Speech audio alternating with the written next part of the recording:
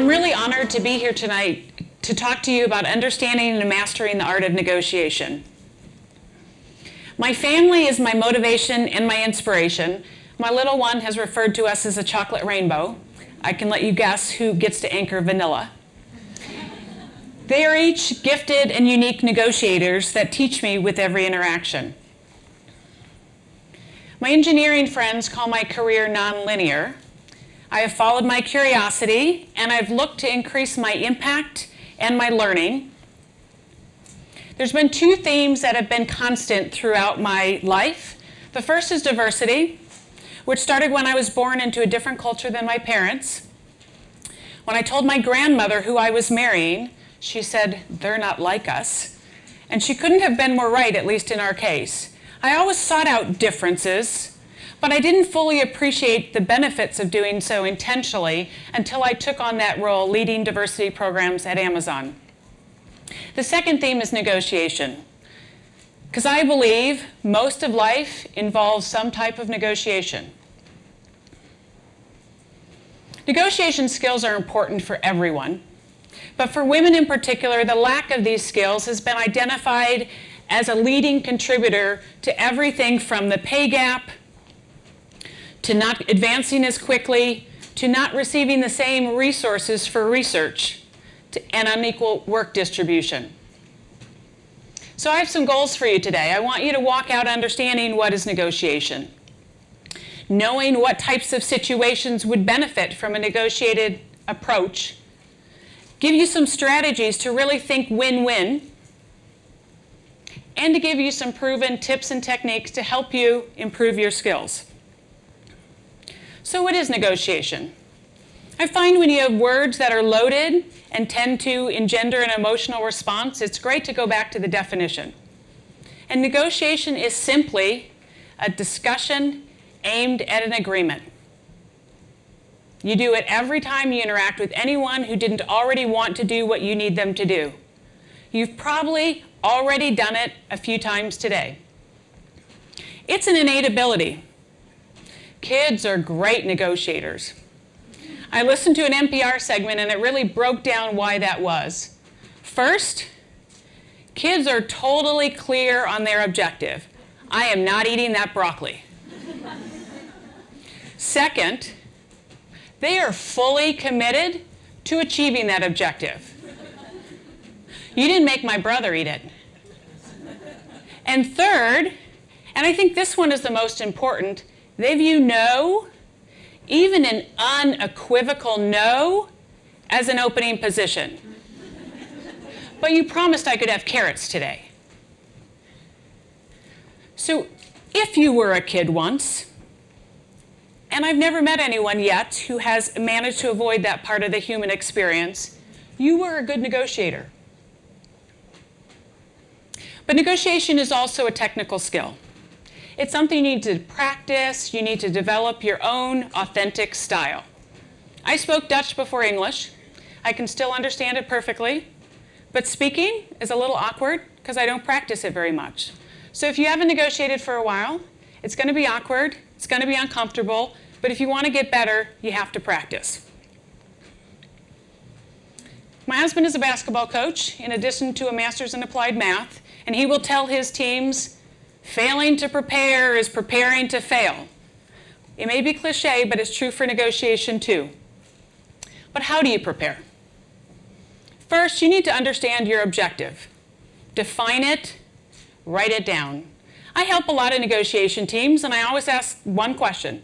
What is the key thing we need to walk out of here with? And I can't tell you how many times I get an answer from each one of the team that doesn't match. I can tell you those are not going to be the most successful negotiations. Second, you need to decide and assess how committed you are to achieving that objective. Negotiators have a fun little acronym called BATNA. Best Alternative to a Negotiated Agreement. Well, I'm going to take you back to 2005. I'm living in Chicago, working at Sears. It's a fine May day. I have an appointment with my oncologist 6 months post-surgery in the morning and a catch-up with my boss in the afternoon. And I joked, only good news today. Well, got good news from the doctor, but my boss let me know that my job had been eliminated. I really couldn't imagine a worse time to be looking for a job. But fear and anger are powerful motivators, and within about 10 days I had an offer. Wasn't a great offer, so I negotiated. First for salary and bonus, and when that was not successful, non-monetary benefits like vacation. But I was told essentially, this is a take it or leave it offer. So I left it. I believed I could do better even though I didn't have another interview. You need to define your BATNA up front so you know when you should walk away from a negotiation. This is a critical element to success. And third, you need to understand how what you want fits with the other party's objective. I had a TPM come to me asking for advice on how to negotiate with another team to help hers. So I asked her, where does your ask fit with the other team's objectives? She didn't know. And I said, from experience, you got to know for one of two reasons. Either your ask didn't fit at all, or you didn't position it such so they could see that it fit because you didn't understand what their priorities were. Do your homework. So why are people so intimidated by negotiation? I think it's because they have a mental model that leaves them with this very difficult choice. I either have to go into a win-lose battle or I have to cave and avoid conflict. When I was offered a job building and leading a team focused on negotiation, I read the job description because I was much less convinced than my leadership that I was the one.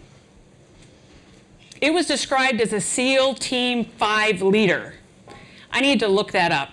Apparently, that's the elite of the Special Forces in the Navy.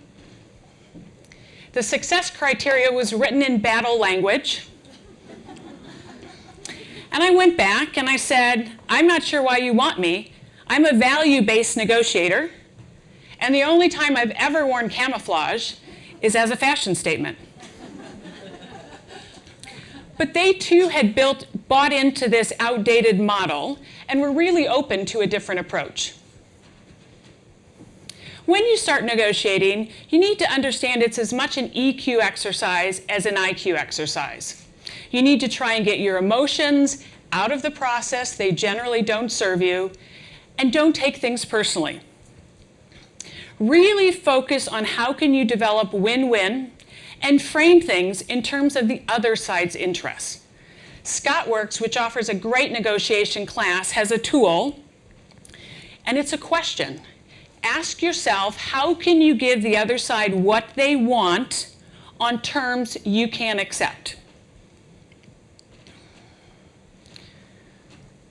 For your objective, you need to test it.